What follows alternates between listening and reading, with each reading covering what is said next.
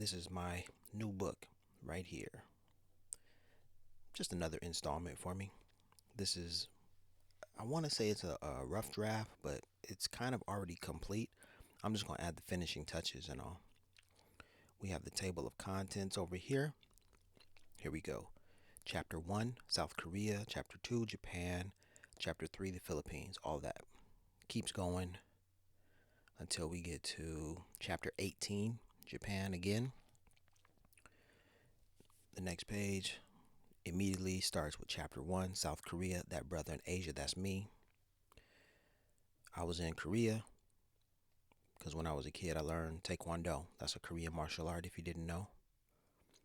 The first friend I made in Korea was a fella named Luke. We were born on the same birthday. I stayed in Korea for 9 years teaching English. Often I would go to Japan. Japan was just way different. It put me in a different headspace. Japan was amazing. I did the regular tourist stuff. I kept seeing Tokyo everywhere, Tokyu, and I was like, did they misspell the name of their capital city on accident? Like, what's going on? I saw 109 in Tokyo. I would travel to Korea, from Korea to Japan by ferry. I did that quite often. It was so cheap. A 3 hour trip, less than $60. Yes. One time I even rode on ferry 109. When I had this image created, I asked him to make my nails like white, and pink was the closest color he could get to. So that's kind of like, for me, that's kind of like off brand. That's not me right there. Pink nails, but ignore that. I would go to Japan to eat my favorite noodles, udon noodles. It was so delicious. I started to notice that the number 10 would come up often for me, 10 or 9 in seat assignments. I was riding on the train. She gave me a seat assignment in row 10. I was like, why'd you give me an assignment in row 10? That's interesting. Here I was in the Philippines. I hiked up a volcano. Like 5 or 6 years after I hiked up that volcano, it erupted. So you never know. On that same trip, when I hiked up that mountain, I saw a goat. My Chinese zodiac sign is the goat. So it was actually my birth year. It was 2015. I was born in 1979. 2015 is also a year of the goat. 1979 is a year of a goat. 2015 is the year of the goat as well. So in 2015, when I saw a goat, I was like, "Ooh, that's a good sign." 2017, I went to Machu Picchu, and what do you know? Atop Machu Picchu, I made it to the top at 10:09. Not exactly. There's a story about, I was up there for a few minutes and then I checked my watch at 10:09. Kind of. This is a story. This is chapter 5. Sorry, I'm trying to make this video short, so I'm just like running through this. Chapter 5 in Saudi Arabia. This What happened to me was like what happened to the Fresh Prince of Bel-Air. If you know the story, if you know the theme song, then you know what I'm talking about. Whistled for a cab, and when it came near, the license plate said fresh and it had dice in the mirror. Well, I was waiting for a cab, and the cab that pulled up for me was had license number 109, blah blah blah blah blah. I thought that was crazy because I'm Mr. 109. So these are some pictures like Will Smith, Fresh Prince of Bel-Air. Chapter 7 now. I was in Mexico. Spooky things happened in Mexico. See, what I think is happening is I keep touching like historic, culturally significant, highly spiritual places. And when you do that, you tap into something. And for me, 109 happened to always be that sign of recognition that said that, the universe was recognizing me because 10-9 is my birthday. Well, in Mexico, it was 100.9 on the radio, but it's all 10-9 to me. Cuba, I picked up a book. I started reading about it. Che Guevara died on 10/9. 10/9 is October 9th, y'all. Chapter 9, I was in Ethiopia, had to go to the bathroom. I was at the museum. On my way to the bathroom, I passed a door. Somebody wrote 109 on the door. And I was like, now why is that there? Of course, I'm going to see it, but why is that there?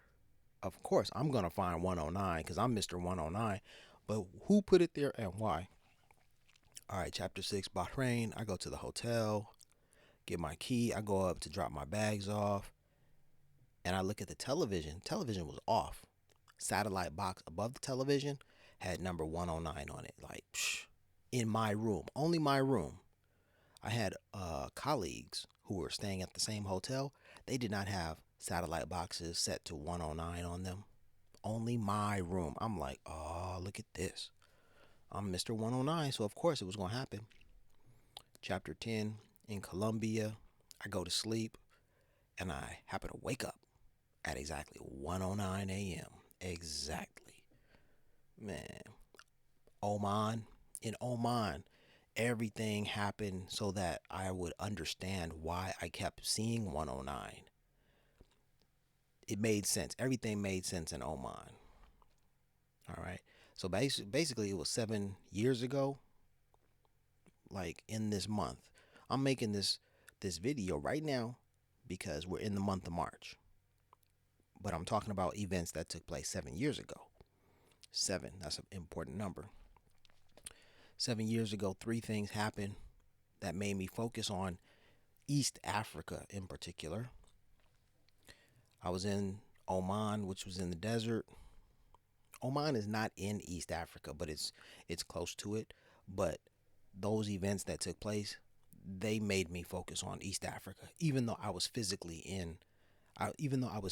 outside of Africa. I was not in East Africa. Anywho, I saw a goat. That goat stood on my shoe. It was a new shoe too. Nike at that. I was like, man, I can't believe you, goat. I almost got in a bad accident. This guy cut me off. I was upset. Same day the guy cut me off, we lost Nipsey. And the car that cut me off, the license plate was 1090. That's strange. And then after losing Nip, a whole week later, I looked into the sky and I saw a cross in the sky. And usually when you see crosses like these, you can presume that they came from airplanes. But in the city where I was living, airplanes didn't fly overhead because it's not in the correct flight path. There's not an airport nearby. So if there aren't any airplanes flying overhead, then where those lines come from? And why were those lines, why was the view of those lines, the sighting of those lines so apparent exactly 7 days after we lost Nip? I was like, it's because of Nip. Nip is important. Nip was really important. So I wrote my book. I got it. And then I knew 109. Those are my numbers. But I didn't know that 109 has a biblical reference. If you look up Romans 10:9, that'll give you some clue why it was Nipsey, why it was a cross, and why I kept seeing 10:9. That's all I'll say about that. But it didn't stop there. I got the answer. I understood what 10:9 meant in Oman, but I continued to run into 10:9. I was in Thailand, for example. This is now chapter 12. Went to sleep, woke up, went to sleep after doing what you do in Thailand. You dig? You know what it is. Thailand is that kind of place. I went to sleep. I woke up. I was like, what am I going to get into today? I walked outside and I went to the street corner. I didn't know which way I was going to go. I was just like, man, let me go. I stood on the street corner, and in Thailand, they put numbers on street lamps, on poles. Why was I standing at corner 10:9? Just woke up, got dressed, went outside, didn't know which direction to go in, but there I was at corner 10:9. Like, ooh, keeps happening. I'm Mr. 10:9. Chapter 13 in Singapore. I go to the mall and the salesman is trying to get me to buy some of this product. I don't even use the product. It's like a facial exfoliant, lotions, and all this kind of stuff. I'm like, no, thank you, man. But he was so insistent. I said, let me think about it. I stepped outside the store. I turned around and looked back up at the store, and I noticed his stall number was 01-09. And I was like, no wonder you have so much power over me. No wonder you can convince me to buy some stuff I don't even use. It's because of the numbers 109. So I bought the stuff. He sold me $300 worth of merchandise for like 80 bucks. Vietnam, chapter 14. I was riding on the plane in row number 9. I got to the I got out of the airport after my arrival, and my taxi driver, my specific, not a taxi driver, my driver, the driver who was assigned to me, he was waiting for me at gate number 10. I flew in row 9. I met my driver at gate 10. Yep. In Sweden, I went to the Alfred Nobel Peace Prize Museum.